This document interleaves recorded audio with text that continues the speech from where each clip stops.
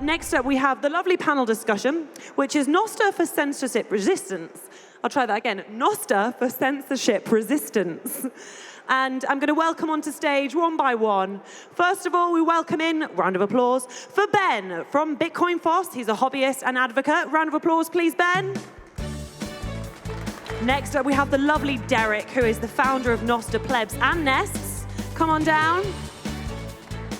And then we have Efrat, journalist and marketing expert, and those who are here this morning. She was your MC on this stage. And we have the lovely moderator and friend of mine, Avi, who is author, a podcaster, and engineer. Welcome down.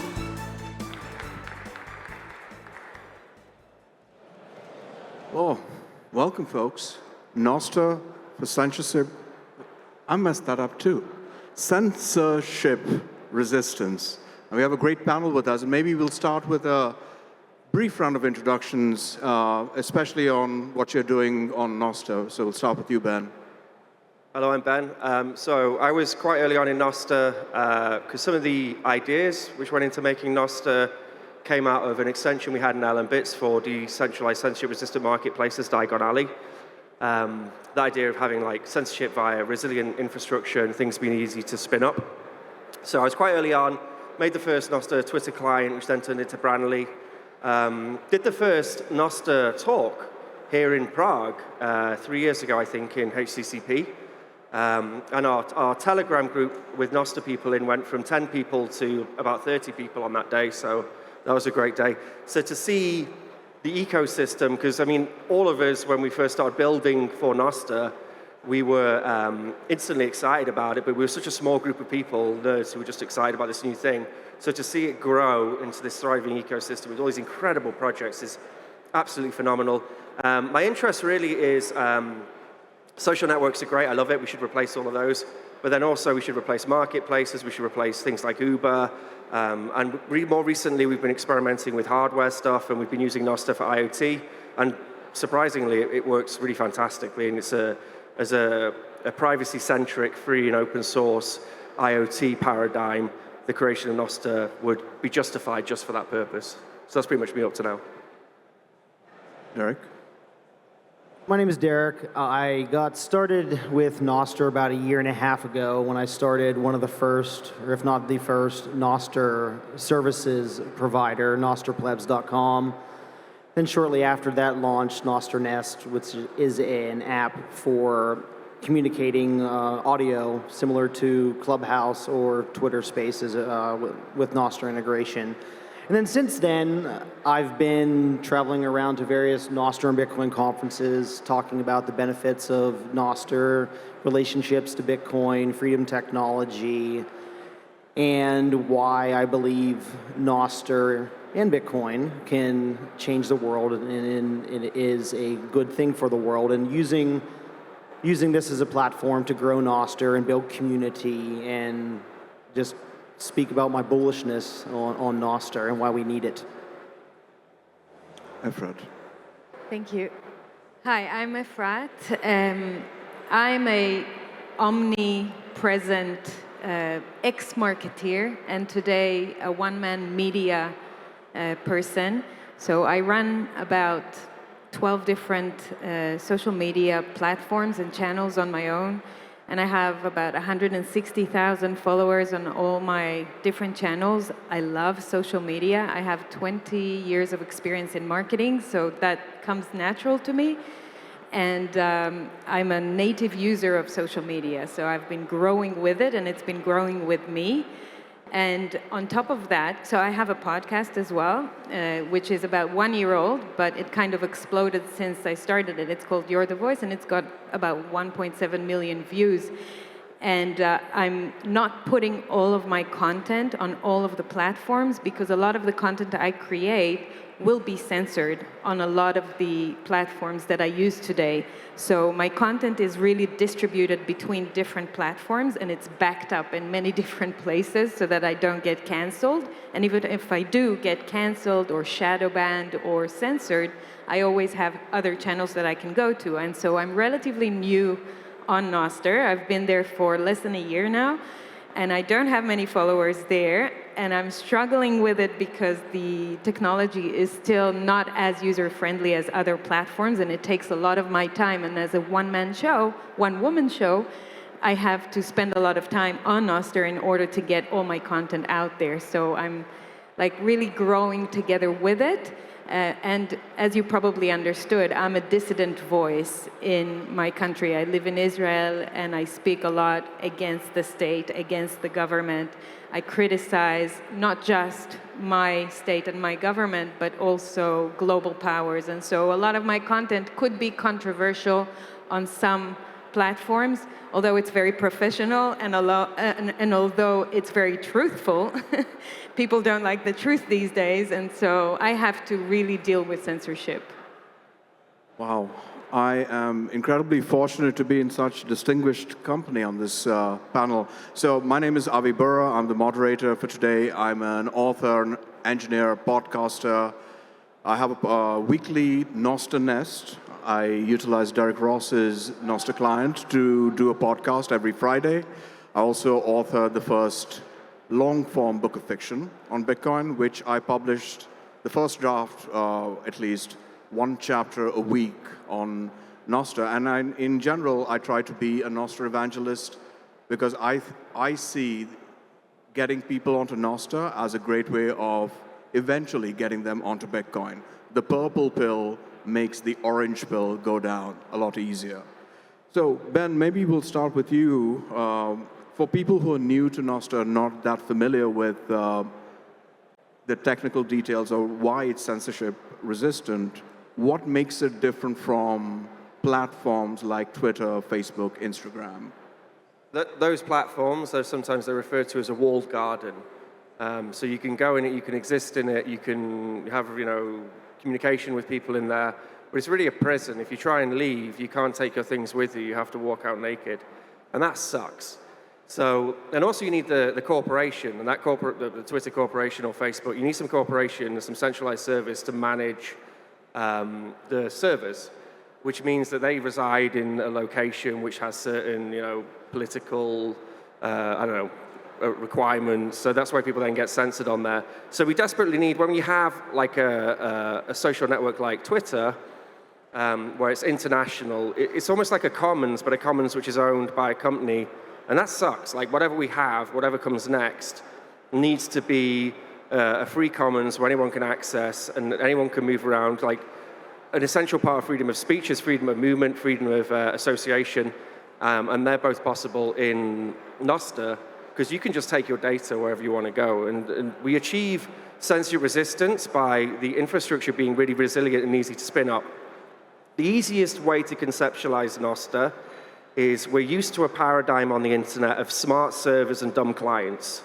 Nostr flips that, and we have smart clients and very dumb servers. They're just relays relaying data. And that's made possible by public key cryptography, which is something the whole world at some point is going to get more used to because captchas will get too hard and passwords will get too hard, and they'll have to get used to, because public key cryptography solves these problems.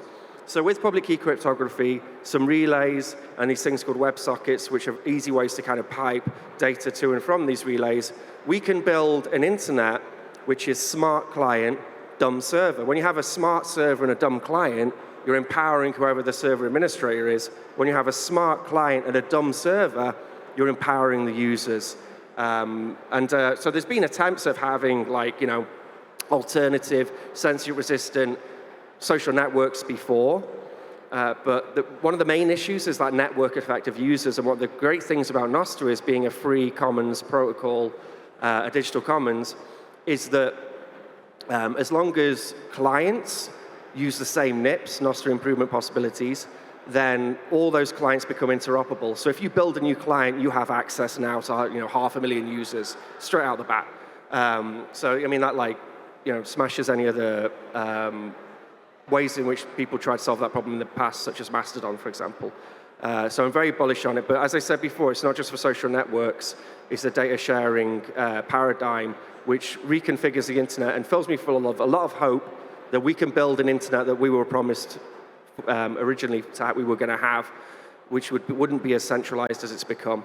I think the centralization and these corporations having control of all these platforms is just a temporary blip in the digital information revolution that the internet is. So Derek, when we talk about censorship, resistance, and Nostr, most people tend to gravitate towards the social media use case and the censorship there, because that is the most obvious one. But Nostr is more than just a social media app, right? The censorship resistance can spread to several other use cases. You want to talk about that? Talk about what? The other use cases for Nostr? The other stuff? The other stuff.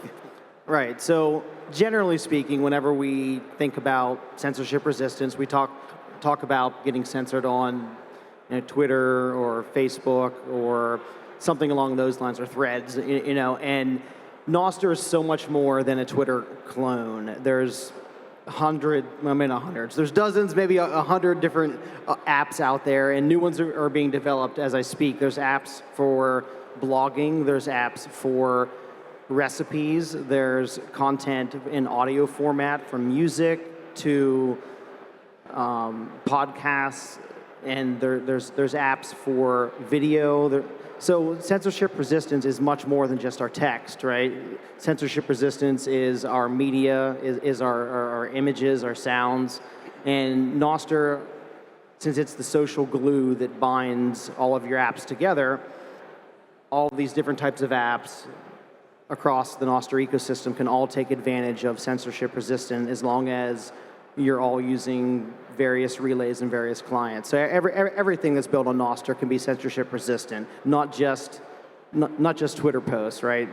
Like literally every single app that we have on our phone, every single app that we use in some type of social form, in its basic form is just a server that sends a message, or I'm sorry, it's just a client that sends a message to a server. So that message can now be censorship resistant no matter what it is. Efrat, you'd mentioned you're basically a dissident journalist, you're an activist, and you're talking about the strategy of using different platforms to spread things out. But I mean, a lot of these centralized platforms, even if you're spreading them out, in many cases are really just extensions of the state. So though it's very easy for them to collude and shut that down as well. So given the work that you do, that's potentially controversial, and potentially the state doesn't want to hear it, how do you think about protecting your work, making sure it endures and reaches the audience? And do you see Nostr playing a role there? I definitely see Nostr playing a role with that, and I'm very excited about the fact that it exists. I definitely want a repository of my content, whether it's the articles I write or the podcast episodes that I have or the short videos that I make or the tweets that I make, to be somewhere and never get deleted by the state. And Nostr enables that. At the same time, being a content creator and a media creator, sometimes I have to delete my stuff because it didn't come out well. I can't delete anything on Nostr. If I fucked up, it's there with a mistake, right? So that's a problem. It's got great characteristics. It's got great features that I need in order to protect my data and my knowledge and my information. But at the same time, I still have to understand, how do I use it as a content creator without losing some of the capabilities or the features that are really convenient in the centralized platforms. Maybe I can give an example for how the state is misusing some of the information or the data, not just mine, but of citizens in general. During COVID, for example, the state of Israel was literally selling the Israeli citizens' data to Pfizer and to the FDA. And we didn't have any say about it, and it was happening. And no one could protect our data. No one could, it's digital data, it's digital health data that has been storing in the state servers for about 25, 30 years now. Israel is highly digital, and we have no control over our data. So if I can find a way to protect not just my information in terms of media and the articles I write or the blog or the podcast, but also my private data, my health data, my financial data, that's super. I want that. And those are, I think those are like master use cases that if we can crack them and help show people that there is a safe place where they can hold their data without the fear of the state interfering or selling it to a third party. Now in Australia, they passed a bill for digital identity. In that bill, they can trade your data with any corporation.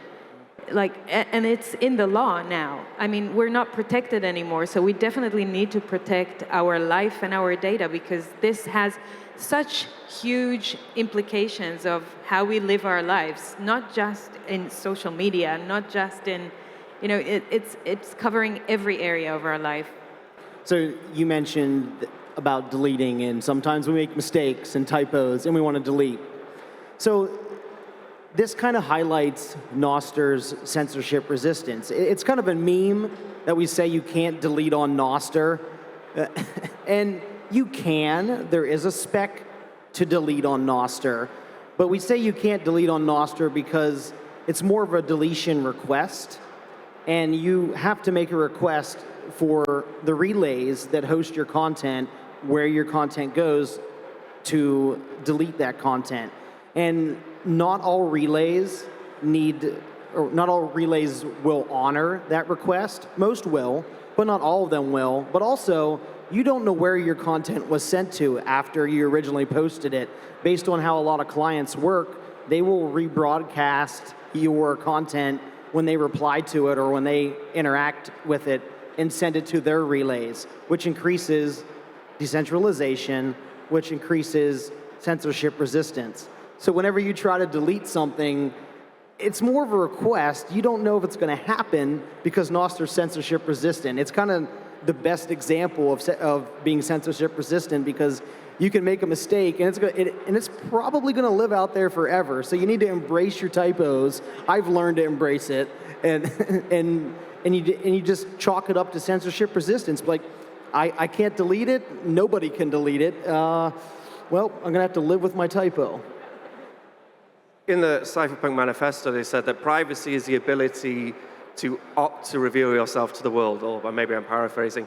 But the point is that public key cryptography, which is a real revolution, and then Bitcoin is a sort of a side chain, so is Nostr, but public key cryptography, the ability for me to encrypt data and send it over a public network without having to do a handshake and share a secret or something, that really is the innovation.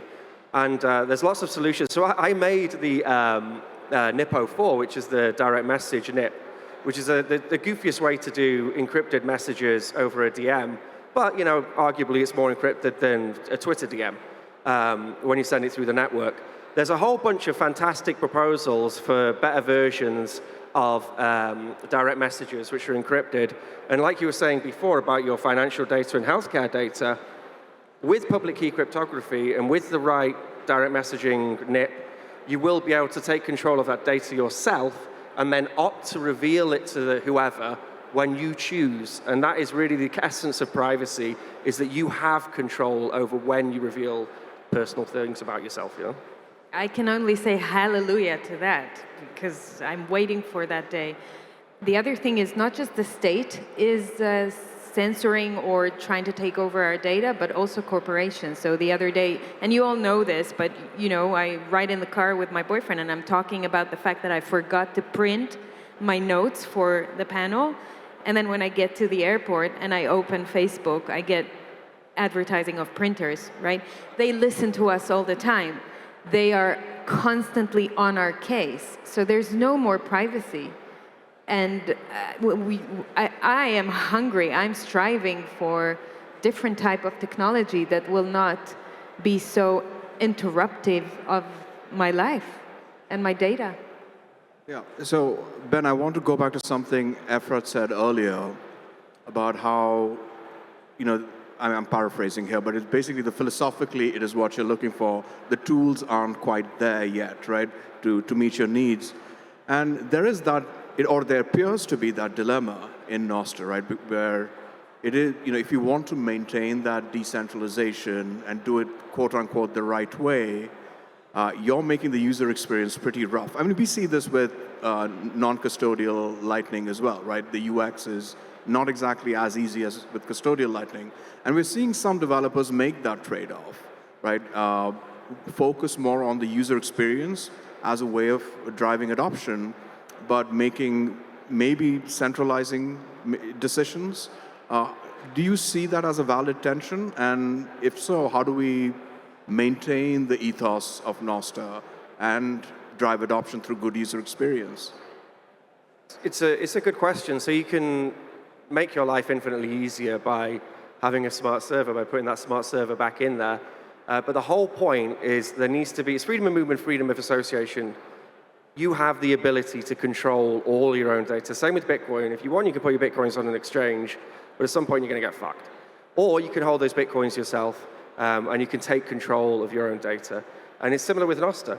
Now, you could trust some server. So when you were saying that, it made me think about, so we have an extension in LM-Bits called Nostr Client. So LM-Bits is, it's like a traditional server topology with, it does Bitcoin Lightning things, has an account system, has all these extensions. And one of the extensions is called Nostr Client, and that can route traffic from Nostr to different extensions. So we have a bulk card extension. It means that we could potentially make a bot where in your Nostr social media client, you could go to your direct messages and you could temporarily increase the cap on your card in order for you to spend more in the shop or whatever. And that then filters through and then pushes through our server. And I think there is lots of legitimate solutions for using Nostr in the back end in a server and then routing it through and then offering some service for whatever. But as long as that's made clear to users, and ultimately the trend for humanity is greater freedom, greater liberation, these tools will always be available. You have freedom of movement, you have freedom of association. If you don't like the tool you're using, you can go and find a tool which is all local and it is all client-side, and you do have complete control over your keys. But yeah, I would encourage, the goal is self-custody for everything, us taking complete self-sovereign control over all data.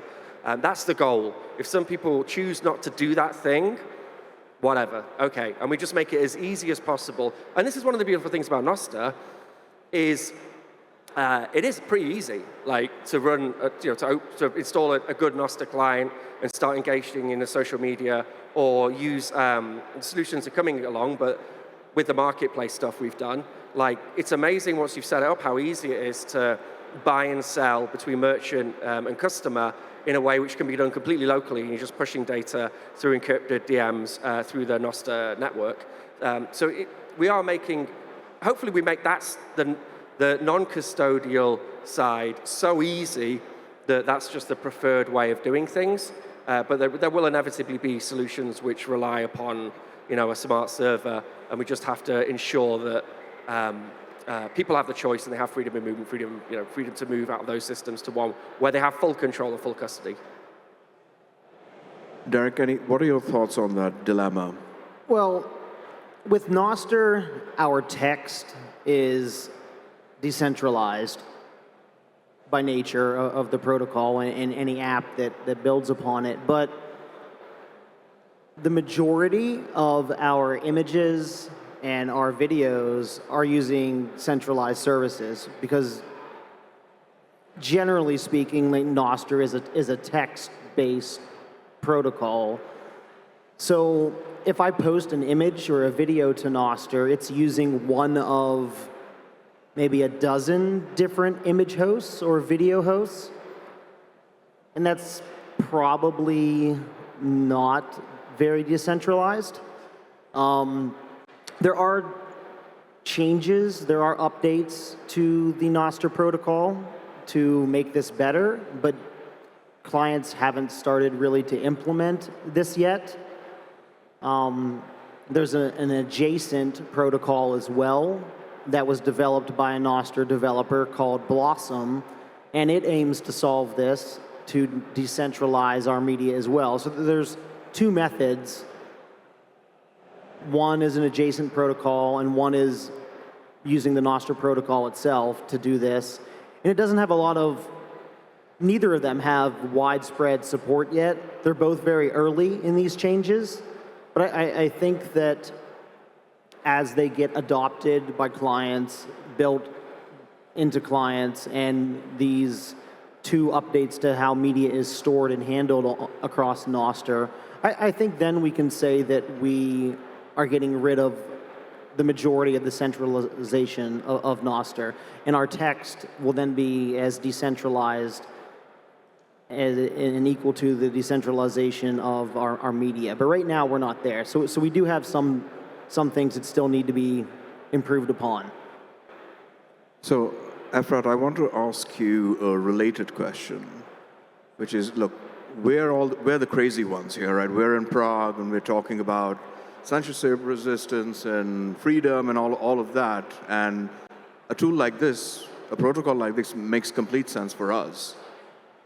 But the average user, do they really care about something like censorship resistance? I mean, for them, let's take the social media use case. Most of them just want to be able to post cat memes with 1 click, right? So how do you think we convince the general public that this is important? Right. I think that a lot of people are realizing, as time goes, that even the most normal so-called topics are becoming controversial.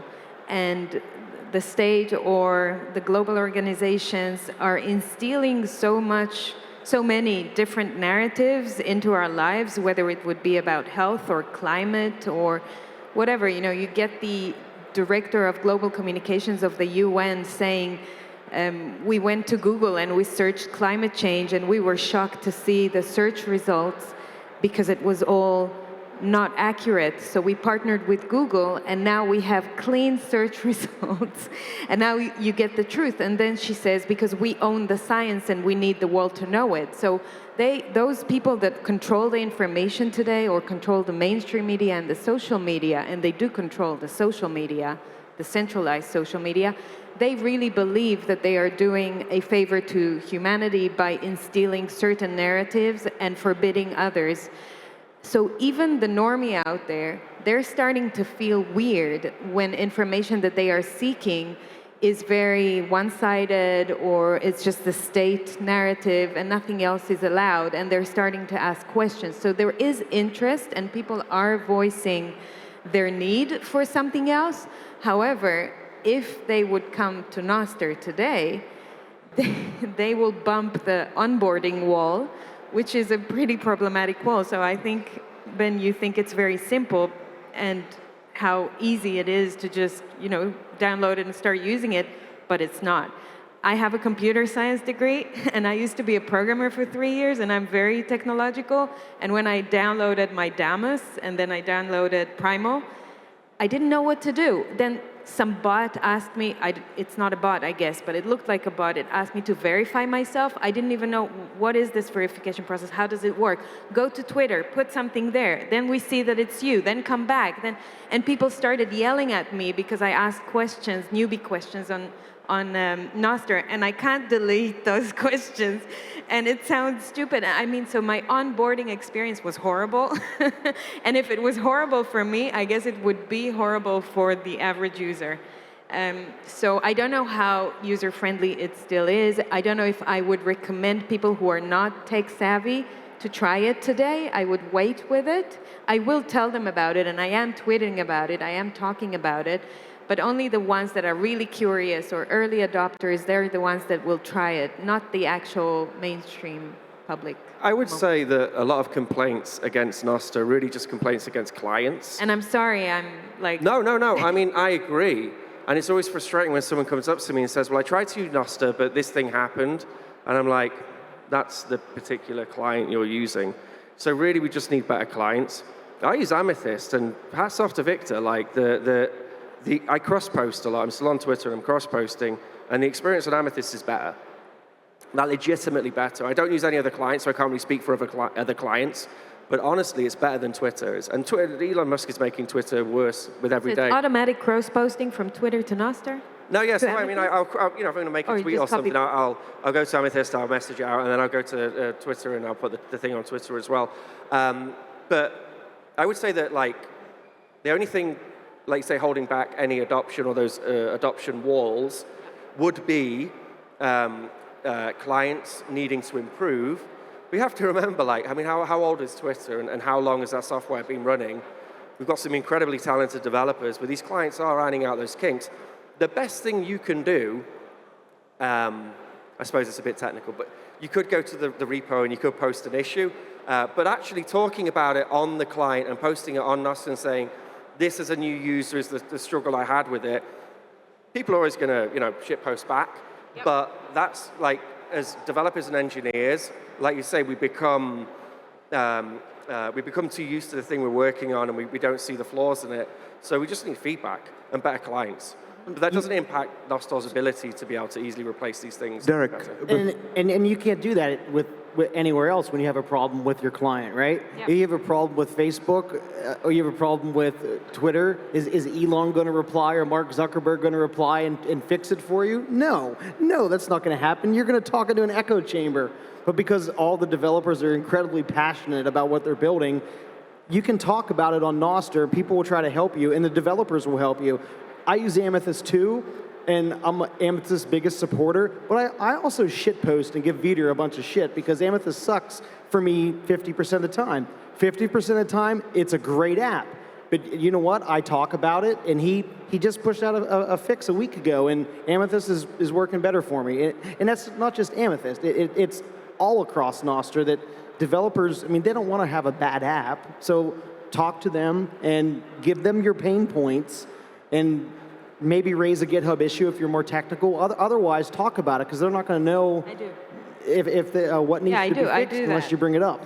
And that's why the free and open source wins, because we can absolutely we have that line of communication with developers. Just today I went on Twitter and it was like, okay, your likes are going to be private now for more privacy, and I'm like, okay, I can see why you would do that, but actually when I was checking, I would check notifications and I would look who liked my posts. And it would sort of change my opinion of different people depending on what they liked. So they stripped out that functionality, and it's not something which is, it's just a centralized decision. It's like Stalinist. Elon Musk is like Stalin. It's like Stalinist communist Russia. Like, whereas in the free and open source community, it's much more the Agora in Greece. It's that open courtyard where we can all shout and scream our ideas and how we think improvements should happen. And there is that direct line of communication to developers. Yep. And hopefully people will get in the habit of posting issues and feature requests in repos, because that's the best place to get a developer. So, real quick, Efrat, I have one spicy question, and I want to make sure we get this in before the panel ends. All right, so in 2021, we had a sitting, so I'm from the US. In early 2021, we had a sitting US president deplatformed from Twitter, and he ended up, the way he dealt with it was he created his own app, his own centralized platform so that he could speak and communicate to his followers. We are in an election year in the US this year. Censorship can be more insidious than just at the platform level, right? The App Store can delete Truth Social, which is Trump's new social media app. Amazon can get rid of their servers if they really wanted to. So maybe we'll start with you, Efrat. Do you see that possibility? And if that happens, do you think Trump will come to Nostr?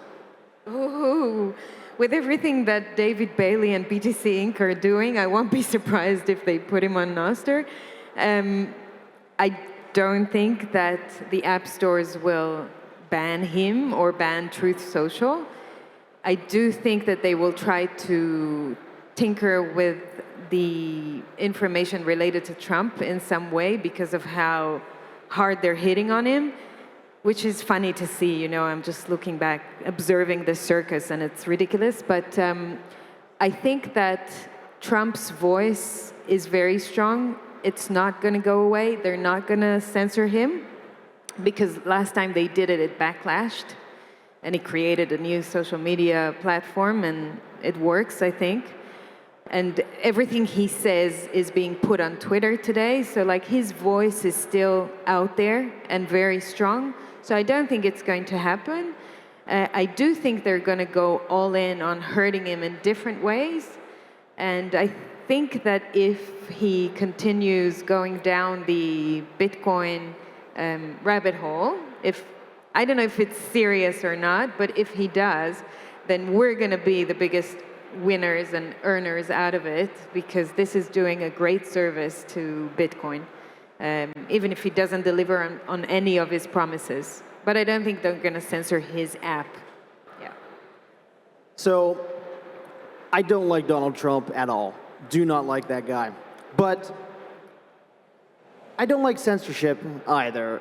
So if I were to say it would be okay to censor somebody that I personally don't like, well, I know that the world doesn't fit all into the same box, and I don't want somebody that I do like to be censored. That's not fair. That's not right. So I think that Nostr would give people that are censored, such as Donald Trump or anybody, a medium to communicate. That's why Nostr was created, so people cannot get censored. Because also, ultimately, I don't believe that one person or a small group of people should have a control over speech. That's not right, and any platform, whether it be some type of app store or some type of social platform, chooses to censor somebody they don't like or don't agree with, that's way too much power for people to have. People shouldn't have that amount of power, and Nostr gives the power of that back to the people. And ultimately, let's say absolute worst case scenario happens and Donald Trump would use Nostr, and for some reason every single client out there bans him and every single relay out there bans him. Well, okay, he can run his own relay. He can run his own client. And people just add that relay to their list of relays, and boom, they can see all of his content. That's how censorship resistant works on Nostr. So yeah, maybe it does happen, and maybe it's boom. Look what Nostr did for Trump. It saved his speech. I don't know. So in Nostr, we have more censorship than a traditional platform like Twitter or Facebook, or because we censor ourselves. That's the point. So Nostr is you only see the content for the public keys and the relays in which you're connected to, and whatever algorithm which you're running to be able to pull content. So the idea is that ultimately we'll be able to choose our own relays. We'll be able to choose our own algorithm which suits, I don't know, maybe we want to see posts from friends of a friend of a friend and have like 3 degrees of separation. So we're self-censoring. It's like it's like a metropolis of ideas and all these different things, and you choose to go down whatever street you want to go down. An Nostr client is really just like a browser. It's a template which you fill with the data you want to fill it with. If you want to go and follow Donald Trump and follow whoever else and fill your feed with whatever else, then that's entirely your choice. But arguably, if it works and when Nostr works, there's going to be a lot more censorship because we're all censoring ourselves. And it's interesting because censorship's a dirty word, algorithms are dirty words. But when we control those things, they don't become dirty words. They become empowering tools for us to be exposed to the content we want to be exposed to. I don't want to go on my social media client and see, I don't know, snuff videos. Typically as a user, if I was using social media, I would be connecting to fairly vanilla relays which do censorship, which filter out some content which I don't want to see. But we have freedom of movement. So if they start, I don't know, having a certain political affiliation, which I don't agree with, then I can move from that relay, or ultimately, like you say, set up my own relay. And actually, to your point on Truth Media, or whatever it's called, Truth Social, with Nostr, an actor like Donald Trump, he could make a client, a Nostr client, Trump Nostr, and it could look all American, blue and red everywhere, like they do. And then all the Trump fans, they could go on that and it'll have all the flags.